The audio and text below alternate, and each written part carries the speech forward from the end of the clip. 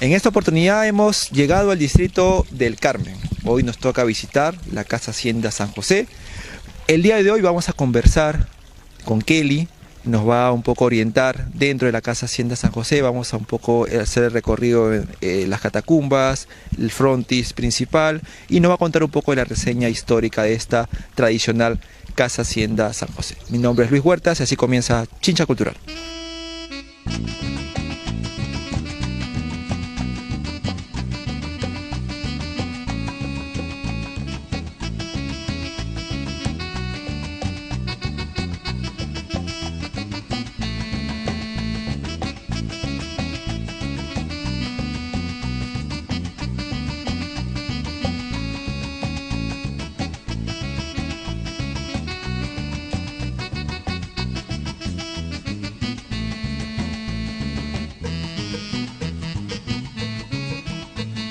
Estamos aquí recorriendo la Casa Hacienda San José y ahora nos encontramos con la señorita Kelly, que nos va a poder acompañar, y estamos aquí en nuestra primera parada para poder hablar un poco sobre la capilla San José. ¿Nos puedes un poco explicar la historia de esta capilla?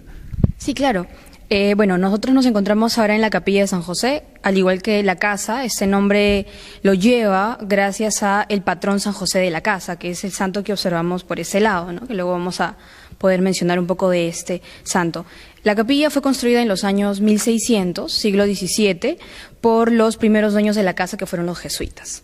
La capilla todavía, en la actualidad, conserva la infraestructura, conserva mucho de su historia. Tenemos, sí, algunos cambios. Por ejemplo, en el terremoto del 2007, que se cayó el techo por completo. Entonces, hay ya cambios, a diferencia, por ejemplo, de las paredes, que son las que se conservan de los mismos años. Sin embargo, ya están revestidas con yeso, al igual que el retablo, que también conserva los mismos materiales, ¿no? El retablo, por ejemplo, como lo estamos observando, es de madera, de cedro y caoba nicaragüense, de estilos de los más comunes: barroco, rococó, y otro estilo que seguramente lo han escuchado y lo vamos a mencionar aquí, que es el estilo chorregueresco, de las columnas salomónicas enroscadas. Entonces, el retablo, al igual que los santos que encontramos en este lado del altar, también son los originales, que se encuentran de madera, tallados a mano y de madera. El retablo, al igual que los santos originales, fueron traídos desde España.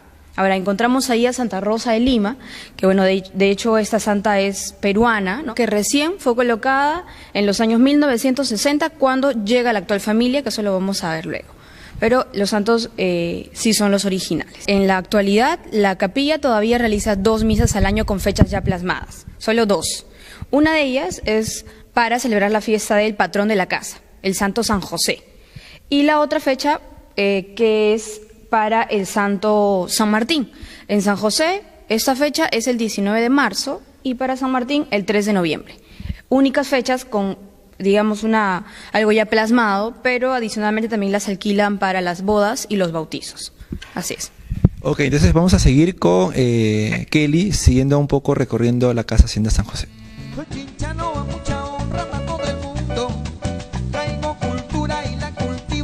Bueno, estamos ya situados aquí en la parte inicial, donde se comienza el recorrido aquí en la Hacienda San José. Estamos continuando hablando con Kelly. Me hablabas un poco de la historia. Esta hacienda data del año 1600 aproximadamente. ¿Nos puedes un poco comentar sobre la reseña histórica, ¿no?, de todas las familias que han pasado por esta linda hacienda San José? Sí, claro, la casa data de los años 1600, como acabas de mencionar, del siglo XVII. Los primeros dueños de los terrenos, hablando, fue la corona española. Durante la conquista, nosotros sabemos que estos hombres españoles llegaron a tierras peruanas y empezaron pues a adueñarse de todos los terrenos. Y es así como se adueñan también de esa parte de la zona del Valle de Chincha. Llegaron la corona española y luego fueron ellos mismos quienes obsequiaron todas las tierras a los jesuitas. Y cuando llegaron los jesuitas aquí a esa zona, se dieron cuenta de que este valle era muy fértil. Y es así como iniciaron con los cultivos, ¿no? Aprovecharon esa tierra. Los primeros productos fueron la caña de azúcar, el maíz y algunos productos de pan llevar. Y esos ayudaron al surgimiento de la casa. Ahora, los jesuitas no estuvieron solos, sino también se encontraban aquí hombres africanos que fueron esclavos desde esos años, desde los años 1600 en la casa. Nosotros sabemos que ya la abolición de la esclavitud en el Perú se dio en los años 1854, con el entonces presidente Ramón Castilla, y es así como también llega la liberación a la hacienda. En la actualidad tenemos al pueblo del Carmen, que data de los años 1811, y empiezan a hacer este pueblo con la liberación de muchos de esos hombres africanos en esta hacienda. Cuando los jesuitas fueron expulsados, porque sabemos de una de las expulsiones de los jesuitas, y se dio terminando casi los años 1600, fue cuando la corona española se enteró de que esta zona había prosperado, zona que antiguamente le pertenecía a ellos. Y es así como el rey de ese entonces, que era Carlos III, provoca la expulsión de los jesuitas, adueñándose de todos esos terrenos. Sin embargo, el rey Carlos no llega a vivir específicamente aquí, sino le obsequia todos los terrenos al caballero de la Orden de Santiago de Almagro. Él se llamó don Andrés de Salazar y Alcedo. Él era un importante caballero de la Orden de Santiago de Almagro, esposo de la señora Josefa de Muñatones, que por cierto era peruana. Así que la primera familia después de la expulsión de esos hombres jesuitas fue esta familia Salazar. Después viene el hijo, el único hijo que ellos tuvieron, que fue Agustín de Salazar, que es un criollo, de madre peruana y padre español. Después de la familia Salazar llegan los Carrillo, cuando el único o la única hija que tuvieron Agustín y su esposa, que también fue una importante heredera de la hacienda en Pisco, la hacienda Caucato, que fue Francisca Gaviño y Reaño. Fue Rosa Salazar, quien se casa con otro dueño muy importante de una hacienda, es más, muy conocida aquí en el Carmen también, una de las más importantes, que fue la hacienda San Regis. La hacienda San Regis en la actualidad todavía la podemos encontrar de aquí a 5 kilómetros. A pesar de que no está apta para el público como la tenemos aquí en la hacienda San José, es una hacienda que conserva mucha historia y que en un momento estuvo unido a la hacienda San José, cuando el entonces amo de esta hacienda, Fernando Carrillo de Albornoz, se casa con la entonces única heredera de la hacienda San José. Y es así como ya dos familias se unen y, por cierto, dos haciendas se unen.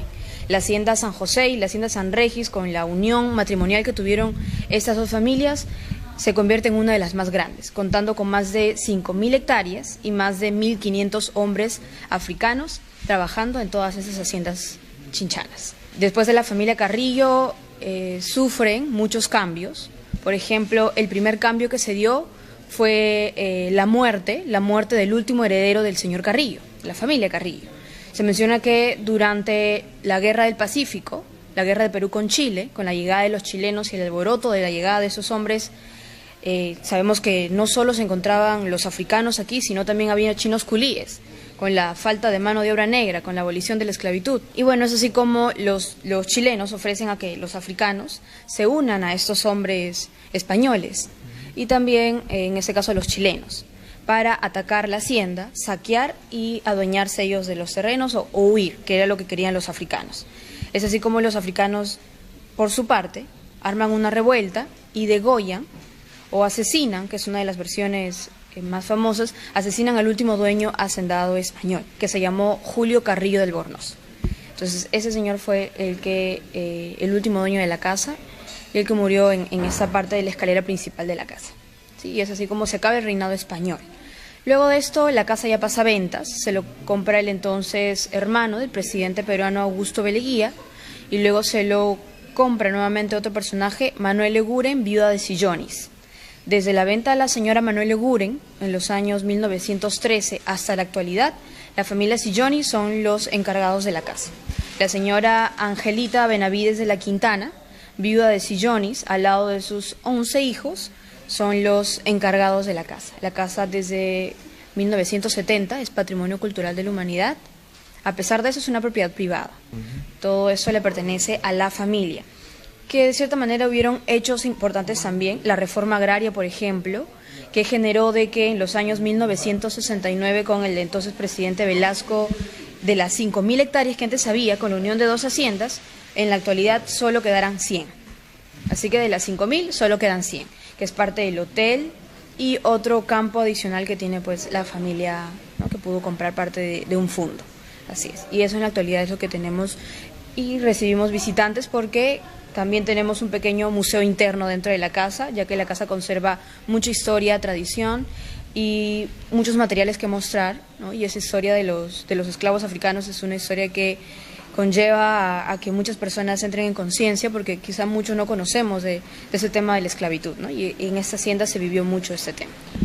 Efectivamente, ¿no? El tema de la Casa Hacienda San José es bien reconocida a nivel nacional e internacional por todo este tema de la trayectoria de la familia Sillones, que lo ha podido conservar en el tiempo, y hoy en día pues tenemos ya abierta, ¿no? Gran parte de esta Casa Hacienda para poder ver parte de esta historia de los esclavos. También hay una sala de recepciones, también hay un tema de hotel, hospedaje, restaurantes, hay un bar, ¿no? Entonces esperemos que también se replique en otras casas haciendas que también están lamentablemente abandonadas. Vamos a seguir con Kelly conversando y haciendo el recorrido aquí dentro de la Casa Hacienda San José.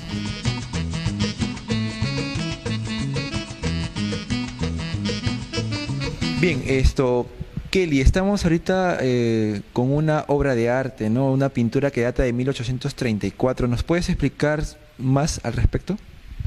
Sí, así es. La pintura fue pintada en los años 1864, como lo estamos observando, y lo particular es que este cuadro fue pintado por un hombre africano todavía esclavo, un esclavo africano que trabajaba en esas tierras, ¿no? En grandes campos de caña de azúcar. Y bueno, el hombre africano plasmó la casa en estos años. Observamos que, es más, la casa todavía conserva partes originales, como la parte central que nos da la bienvenida si nosotros ingresamos a la casa. La misma escalera, algunos arcos que son de caña chancada, barro, quincha, adobe, y galerías y algunas estructuras que ya en la actualidad no encontramos. Por el tema del terremoto, por la reforma agraria, aquí en este cuadro observamos que la casa está mucho más amplia. Antiguamente se contaba con 5.000 hectáreas, en la actualidad solo 100, y de hecho el tema del espacio, de la infraestructura de la casa también ha cambiado. Ahora, el hombre africano no solo plasma la casa en sí, sino también plasma algunas actividades que se realizaban dentro y fuera de la casa. Por ejemplo, plasma las danzas, que en la actualidad sabemos que nos pertenecen a nosotros como peruanos, parte de la cultura que tenemos ahora nosotros. Sin embargo, esas danzas nosotros sabemos que los hombres africanos no lo hacían al aire libre, en el patio, lo hacían escondidas, pero el hombre africano quiso plasmar esas danzas para que sea visualizado, para que se vea cómo es que nacen nuestra cultura, y tenemos ahí también otros materiales de castigo, ¿no? Si bien es cierto, los africanos y muchas razas, hablando específicamente de esta, la raza negra, nos han dejado mucha cultura. Ellos han sufrido muchos años aquí como esclavos, ellos pasaban por muchos castigos, y comúnmente los castigos se hacían al aire libre. Así que tenemos aquí este famoso tronco de azote, o el cepo, ese tronco que comúnmente iba ubicado en el centro del patio de la casa. Los azotaban, también ellos pasaban por otro tipo de castigo, que eran unos ruedos donde realizaban la pelea de los gallos. Ese era un material exclusivamente para un tiempo de ocio para los españoles, sin embargo también era utilizado para zonas de castigo para los africanos. Después de que azotaban en las espaldas a estos hombres africanos, los hacían sentar desnudos en esta arena caliente, y ellos morían quemados, y muchos de ellos también con infecciones, ya que la arena caliente le caía mucho en las espaldas. Entonces tiene una bonita infraestructura lo que se muestra en el cuadro, pero también muestra mucho dolor, parte de lo que se vivió desde esos años 1834 en la que fue pintada ese cuadro, y por cierto fue obsequiada para el entonces amo de la casa. Ahí tenemos esa parte que nos menciona, vista de la Casa Hacienda San José, dedicada a don Julio Carrillo, su dueño. En ese entonces el señor don Julio Carrillo, que fue la segunda familia después de los Salazar, fue el entonces dueño de la casa, y el último, por cierto, dueño español en tierras chinchanas. Chincha cultural, si se trata de educación, ay, por favor, Chincha cultural es la mejor. Estamos en la sala de herramientas de la Casa Hacienda San José, y Kelly nos va a explicar un poco al respecto. Este material es una zaranda, un material útil para cernir las piedras, como un colador. Era útil para las construcciones. Definitivamente era utilizada por los hombres africanos para el trabajo de cernir, y luego lo utilizaban para todo tipo de construcción que se encontraba dentro, para la casa, al igual que para la capilla. Este otro es una desgranadora o un molino de maíz, mayormente una desgranadora. A pesar de que es de hierro fundido, y sabemos que el Perú pues fundía bastante el hierro, es un material inglés, lo trajeron desde Inglaterra. Para que sea útil le falta una pieza que es el manojo, ¿no?, para girar, y de esa forma desgranaban el maíz. Y este otro es un material americano, es un molinillo de granos de café, también es de hierro fundido y lo trajeron desde Estados Unidos. Este material es útil para el trabajo de la caña de azúcar. Al igual que fue útil para la caña, también fue para triturar algunas raíces cuando el ganado se quedaba sin alimentos en tiempos de sequía. Se colocaba y se quitaba algunas raíces de algunos tubérculos, lo colocaban por ahí y se trituraba de esta forma, ¿no? Salía una masa, las hacían secar y también servía como alimento, pero sirvió comúnmente para el trabajo de la caña de azúcar. Prensa o prensadora de algodón. Después de los grandes productos como la caña de azúcar, el maíz, vino el algodón. Es más, en la actualidad todavía el distrito del Carmen cuenta con muchas plantaciones de algodón, que ya ahora forma parte del trabajo para el pueblo del Carmen, gracias a la reforma agraria. Antiguamente se utilizaba esta prensa para prensar esas pequeñas pacas de algodón ya desmotadas y luego pasaba a ser desmotada, adjuntada y de esta forma se exportaba a uno de los primeros países que tenía el Perú como aliado, que era Inglaterra. Los grandes yugos y arados, estos materiales fueron bastante útiles para el trabajo de la agricultura, uno de los principales trabajos económicos que tenía la hacienda, buenos ingresos. Ahí tenemos los grandes arados y yugos, que comúnmente están hechos de madera de guarango y algarrobo. Colocaban a 2 bueyes en los yugos y con la ayuda del hombre africano se realizaba los trabajos de la agricultura para las realizaciones de los surcos y luego hacer los sembríos. Ese zapateo es netamente chinchana, zapateo de su época.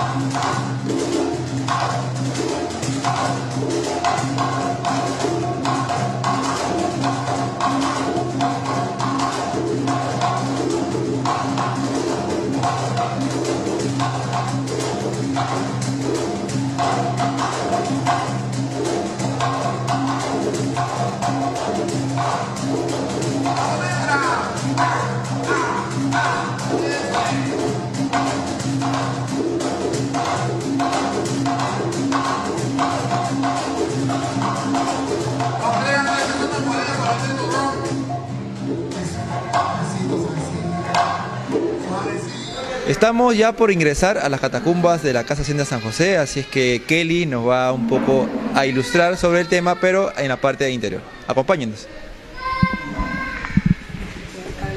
Estamos ya en la parte interna de las catacumbas y Kelly nos va un poco a explicar, bueno, a darnos una introducción antes de hacer el recorrido principal. Así es, bueno, ya estamos dentro de catacumbas y estamos en uno de los ya primeros ambientes. Les comento que las catacumbas pues fueron construidas el mismo tiempo de la casa, de hecho esa es la base de la casa, ¿no? Primer nivel y luego viene lo que acabamos de ver hace un momento. Catacumbas fueron exclusivamente construcciones realizadas para trasladar a los esclavos africanos desde el puerto de Tambo de Mora, de donde desembarcaban los esclavos, hasta las haciendas. El traslado era por zonas subterráneas.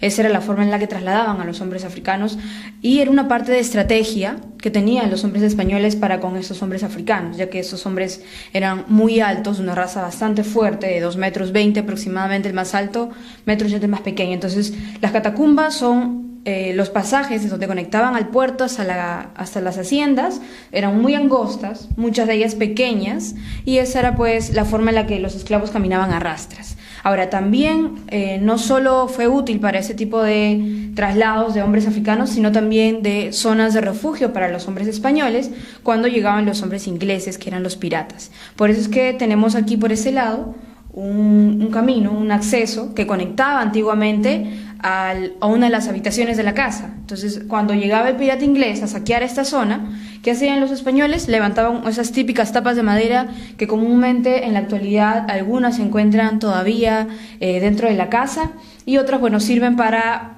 como nosotros lo vamos a utilizar ahora, nuestra salida de catacumbas, que es una tapita de madera.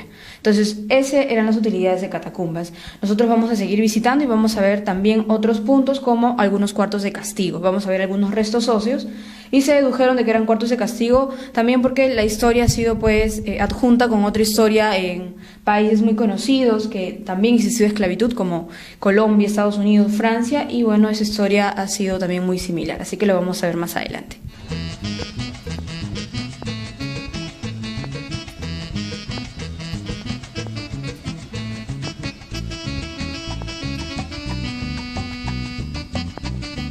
Bueno, Kelly, entonces estamos en otro ambiente de la catacumba. Así es, bueno, este es un cuarto de castigo. Nosotros no solo tenemos este espacio, sino tenemos a estos lados más cuartos de castigo.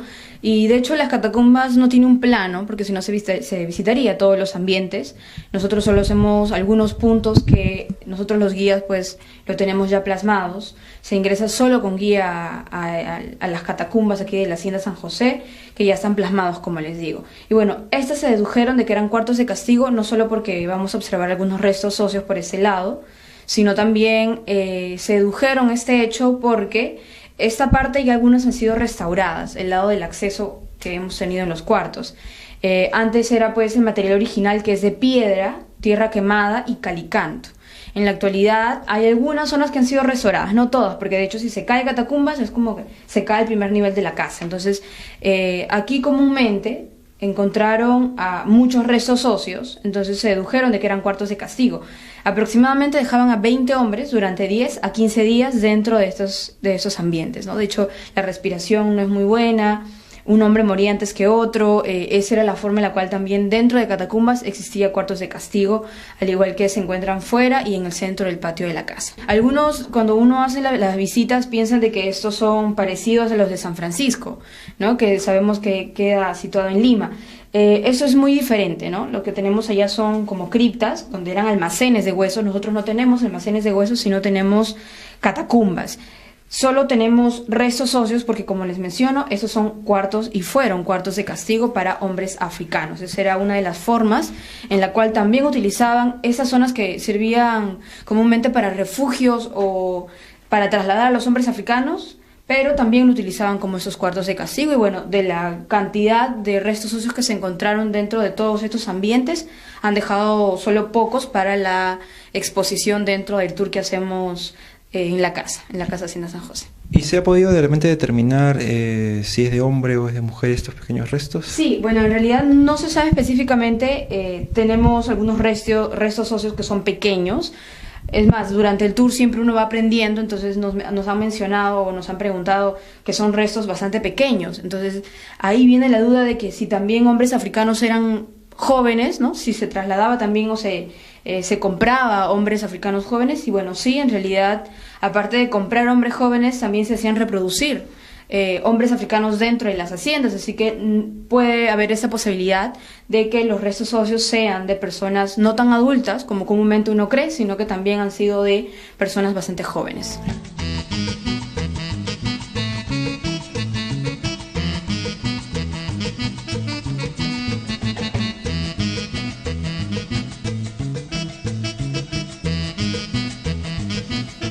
Ahora nos encontramos en el cuarto de castigo, que está al ingreso, ¿no?, al lado izquierdo de la Casa Hacienda San José. ¿Nos puedes explicar la función de este cuarto?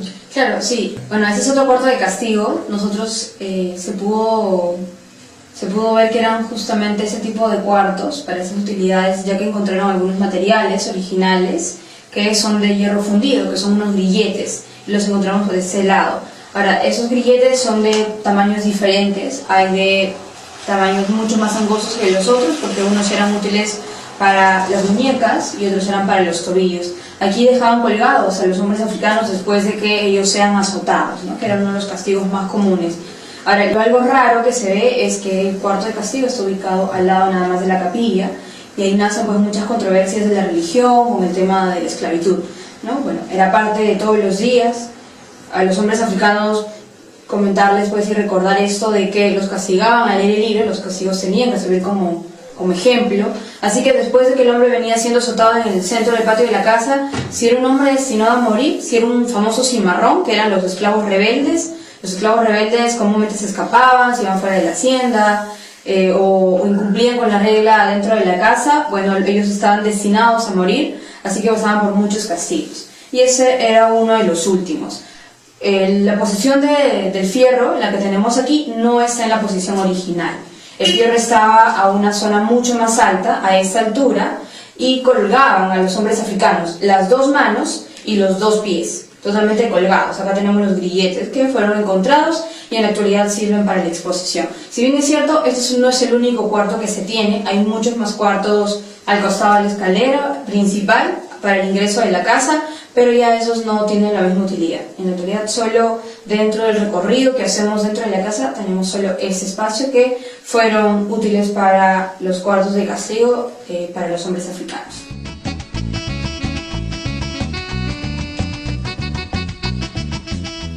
La casa aún conserva construcciones originales. Estamos observando algunos frescos del estilos españoles. De esta forma estaba pintada toda la casa, sin embargo ya ha tenido algunas restauraciones. Pero esos arcos blancos son material de caña chancada, barro, quincha y adobe. Son esas las construcciones que aún conserva la casa y hace que los estilos y la estructura todavía represente a construcciones originales de la época y de los siglos XVII. Paredes conserva también la misma madera original y también los estilos españoles de los años 1600, siglo XVII, al igual que las columnas.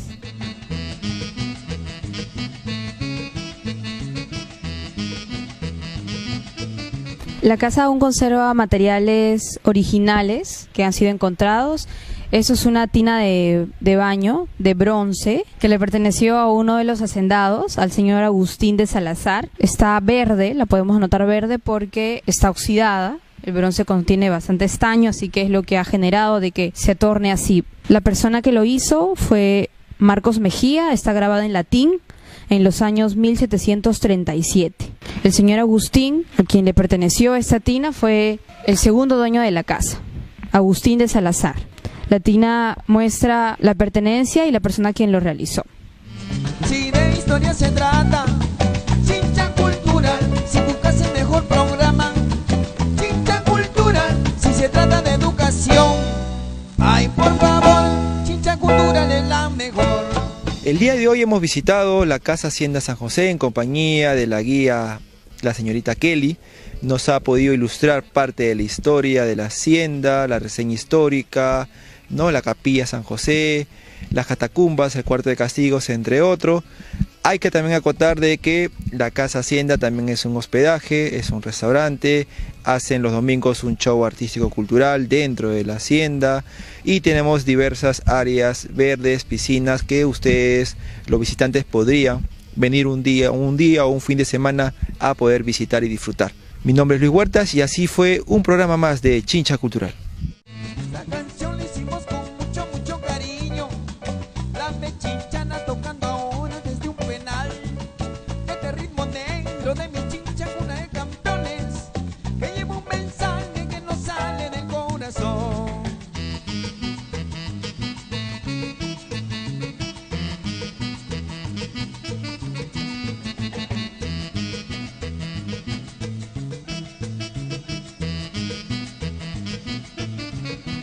Si pregunta quién lo conduce, fue Luchito Huerta. Si tiene con el programa, ay, Chincha Cultural. Si hablamos de reportajes, ay, por favor, Chincha Cultural es la mejor.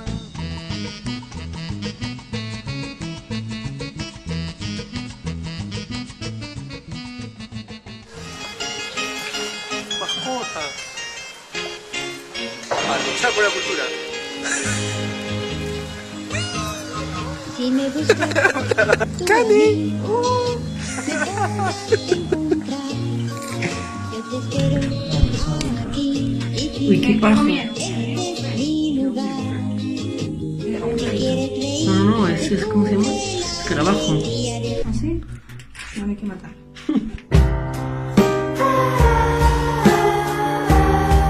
Guía para poder ingresar escuchar